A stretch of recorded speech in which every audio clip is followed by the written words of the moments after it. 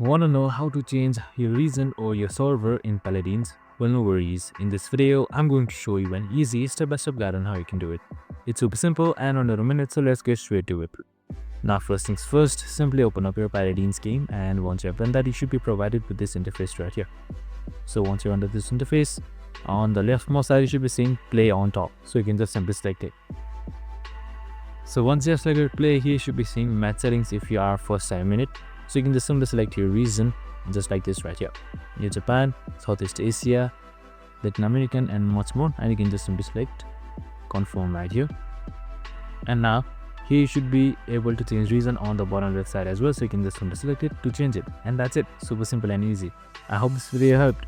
If it did, make sure to like, subscribe and tune in with us for more of these videos. See you in the next one.